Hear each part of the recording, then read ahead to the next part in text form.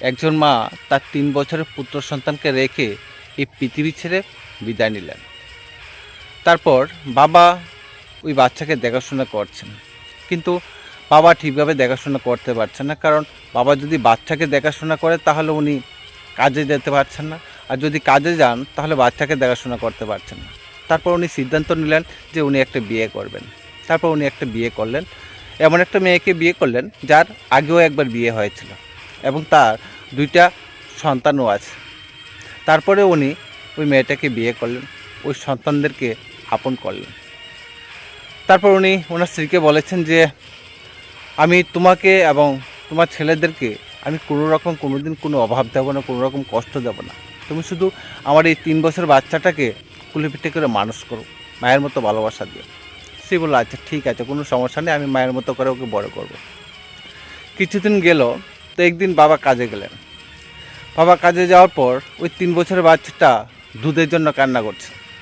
মা রেগে গিয়ে কী করলেন, ওকে একটা থালের মধ্যে কিছু ভাত দিলেন এবং ভাত দেওয়ার পর বারান্দায় একটা ছোট্ট রুম ছিল, ওই রুমটার মধ্যে বাচ্চাটাকে রেখে থালটা সামনে দিয়ে বাইরে দিয়ে দরজাটা বন্ধ করে চলে আসলেন। রাতে যখন বাবা আসলো বাড়িতে, আসার পর বললো যে বাচ্চারা কোথায়?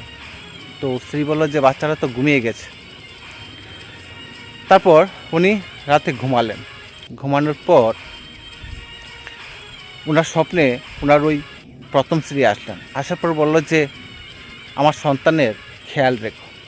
তারপর উনি ঘুম থেকে উঠলেন, ওঠার পর বললো যে সন্তানরা কি সত্যি ঘুমিয়ে গেছে তারা? স্ত্রী বলছে হ্যাঁ ঘুমিয়ে গেছে। তো তো উনি আবার ঘুমিয়ে গেলেন। তারপর প্রথম স্ত্রী আবার স্বপ্নে আসলেন, আসার পর বললো যে আমার সন্তানকে খেয়াল রেখো।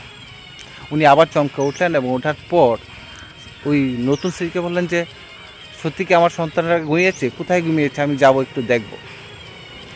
তারপর ওই স্ত্রী বললো না না, দেখার প্রয়োজনে, ওরা ঘুমিয়ে গেছে, অনেক আগেই ঘুমিয়ে গেছে। তার কিছুক্ষণ পর আবার ওই পুরনো স্ত্রীর স্বপ্নে আসলো।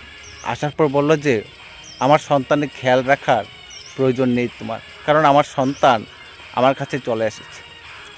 এই স্বপ্নটা দেখার পর উনি চমকে উঠলেন এবং ওঠার পর তাড়াতাড়ি করে ওই বাচ্চারা যে ঘরে ঘুমিয়েছেন ওই ঘরে গেলেন। যাওয়ার পর দেখলো যে ওনার ওই 2টি বাচ্চা তো আছে, কিন্তু ওই 3 বছরের বাচ্চাটা এখানে নেই। তারপর স্ত্রীকে জিজ্ঞেস করলো আমার বাচ্চা কোথায়? তখন স্ত্রী বললো যে ওকে আমি বিকেলবেলায় বারান্দায় একটা রুমের মধ্যে তালা মেরেছিলাম, তারপর আমার ওকে বের করতে মনে নেই। তারপর তালা খুলে দেখলো যে ওই বাচ্চাটা ঘাড় বেঁকা করে শুয়ে রয়েছে। বাচ্চাটা মরে গেছে ঠান্ডায়, তার ভিতরে আর প্রাণ নেই। তো সৎমা, সব সৎমা খারাপ হয় না, কিছু কিছু সৎমা এমন আছে যে একটা বাচ্চার প্রাণ নিতেও দ্বিধাবোধ করে না। আর একজন মা মরে গিয়েও তার সন্তানের চিন্তা করেন। গল্পটা কেমন লাগলো অবশ্যই জানাবেন। ধন্যবাদ সবাইকে, ভালো থাকবেন।